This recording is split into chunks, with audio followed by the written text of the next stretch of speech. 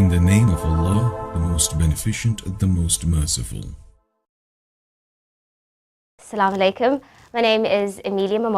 I'm from South Africa. I moved to the United States in 2007. I was always intrigued. I've been living here for 4 years, and there was something missing. I just didn't know what it was, and I just started going to the mosque. And I was there every Friday, but I still had questions. There wasn't anybody in the mosque to answer my questions, because obviously everybody comes to Jummah prayer, and after that some people have to rush back to work. So I didn't really know who I can talk to. So I started doing some research, watching videos, and then I was looking for dawah centers close to my area, and I came across the To Islam Center. So I came in here and I had a nice long conversation with the sister, and then I took my shahada. And ever since then, To Islam has been really helpful. They offer Arabic classes online, so you don't have to come in every day. If you have a really busy schedule, you can just log in. And they also offer start beginners classes for new Muslims, which has been really helpful. And they have it's like a family, because when I found out that my father had passed away, I actually called this place first, and I came here and I spoke with the lady upstairs. So they've been really helpful. I feel like a new person. It's definitely, my life has changed a lot, which has been good. I obviously pray, and that's been very, very helpful. Especially after my father passed away, I remember the first thing I did was I prayed, and that helped. It was like a soothing, a comforting thing. That was the hard part, because obviously, my mom's Christian, and she also has her other traditional beliefs. So she didn't really understand why I took it and why I became Muslim, but she's now eventually starting to understand. And I had told my dad, mashallah, before he passed away, and he was just happy with it. He was always just about, you have to pray. But my mom was hard to let her know, that, because people, obviously the first thing they're going to go is oh, it's a strict religion, why would you do that? But every religion is strict. That's how I see it. I think the challenges that I faced after taking Shahada was, I was always a little bit, how can I say, not confident when I'm saying the Surah Al-Fatiha, when you're doing the Salah and you're praying, because you're oh my goodness, am I saying these words correctly? And then am I getting distracted? I hope it's, correct. So those are the problems, pronouncing the words correctly and making sure everything is the right way is one of the problems that I've faced. But other than that, I think I've had a good support system.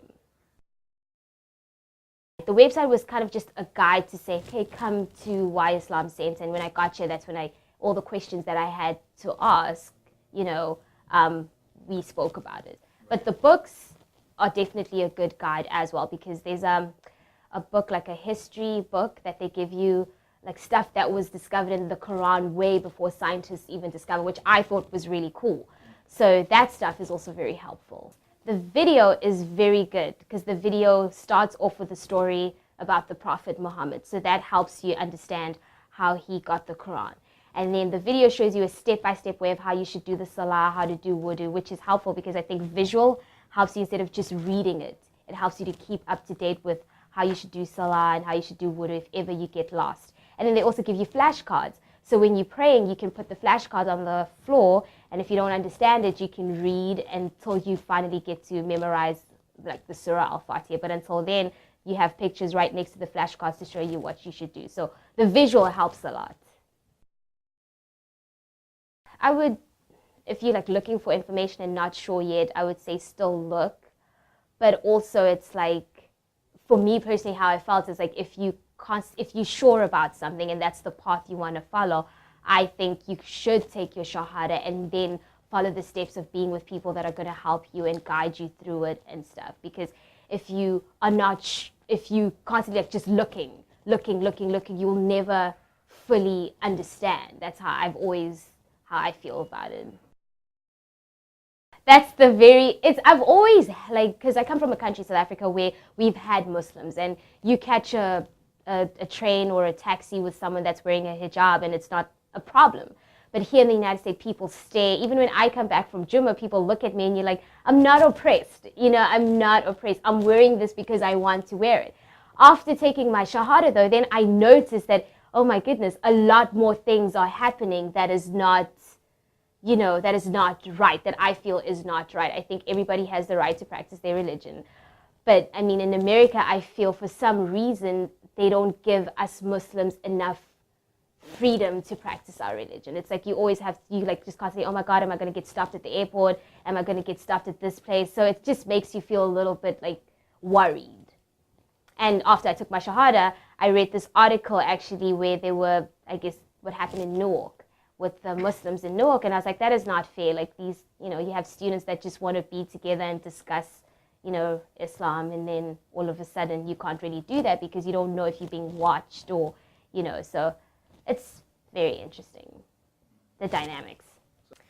My response is that I think people have misinterpreted Islam, because the more I study about it, it's the more I see that it actually is a peaceful religion. But people have misinterpreted what it really is about. People just are assuming without really knowing about the actual religion. So